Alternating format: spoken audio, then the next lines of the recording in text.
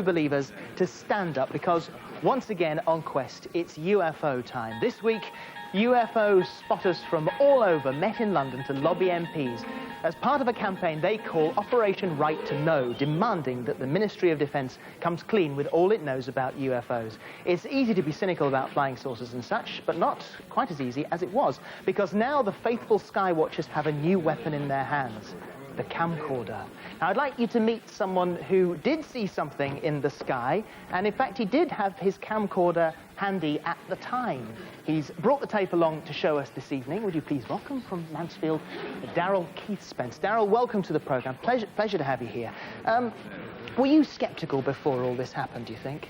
I had a pretty open mind on UFOs, the phenomena itself. Yeah. But when this incident happened, that really swayed my opinion.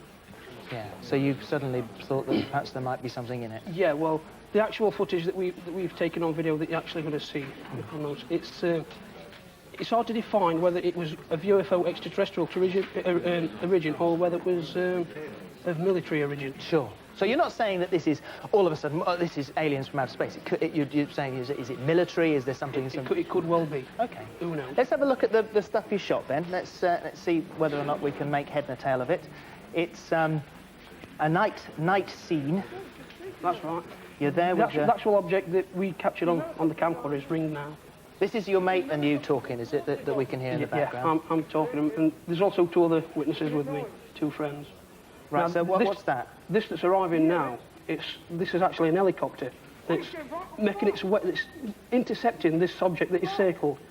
This UFO is there stationary, and we believe there was military helicopters.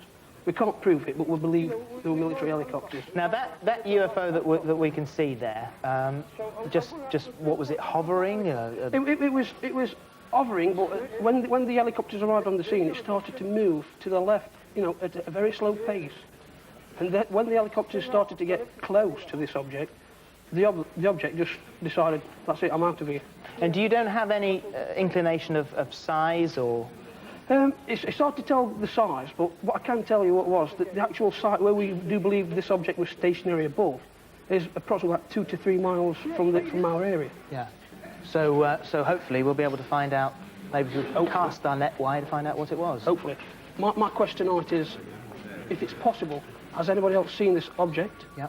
Do they have any theories about this object, or have they actually seen this object?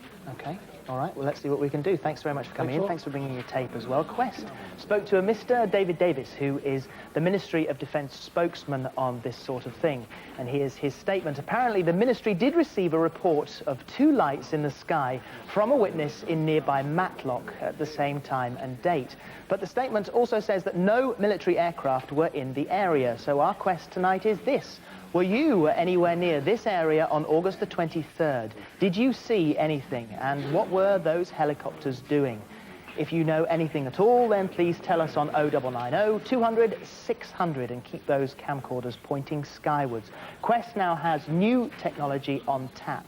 And this is important access to an insider at the Ministry of Defence who is prepared to give us the benefit of his experience and detailed knowledge of UFO happenings in this country. We may not solve the mystery of unidentified flying objects in this Quest series, but we will have a damn good try. Now then, something slightly more down to earth, but only